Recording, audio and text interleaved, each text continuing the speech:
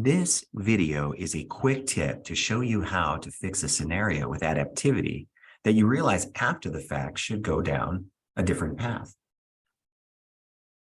To show you what we mean, let's begin by creating an adaptive problem. In this adaptive problem, we'll have the student scroll down to see the instructor's answer. Here's the instructor's answer with an explanation. When we select the correct answer, notice that the answer and explanation for the previous question remains.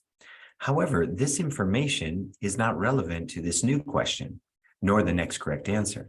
To change this content without deleting it from the previous question, we click Adapt Problem and change the answer and the explanation.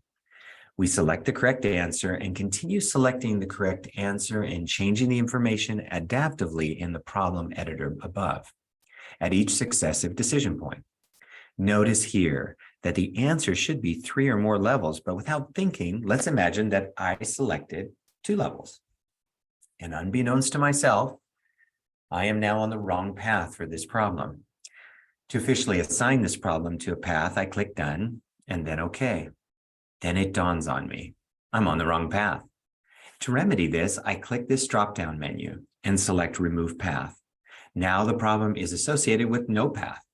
Since this is a one-way ANOVA problem and not an independent samples t-test problem, I delete this independent samples t-test adaptive marker. I then delete the previous adaptive marker because it's also incorrect. And then I click the last correct adaptive marker. And it takes me back to the decision point just before I got on the wrong path. I click the correct answer. I click this box and see that it's letting me adapt this decision point again.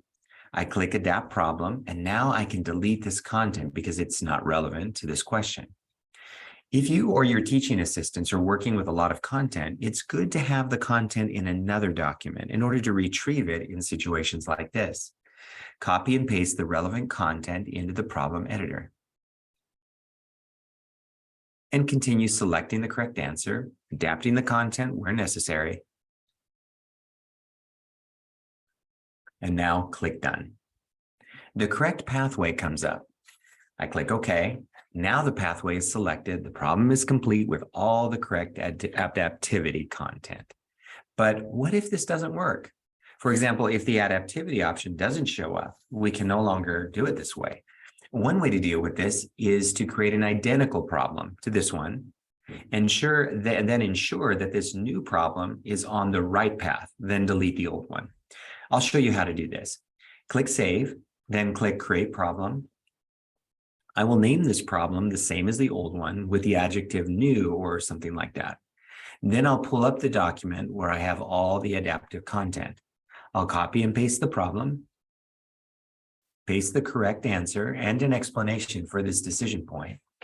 Select the correct answer, click Adapt Problem, and put the relevant content into the problem editor that goes with this question. And continue this process until I arrive at the final decision point. Then I click Done and select the correct decision path.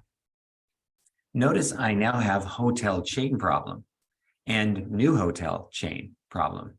I delete the old hotel chain problem. Now I just have the new hotel chain problem, and I can change the problem from new hotel chain to hotel chain. Now I have the problem with all of its adaptivity on the correct path. And that concludes this video on how to fix a scenario with adaptivity that you realize after the fact should go down a different path.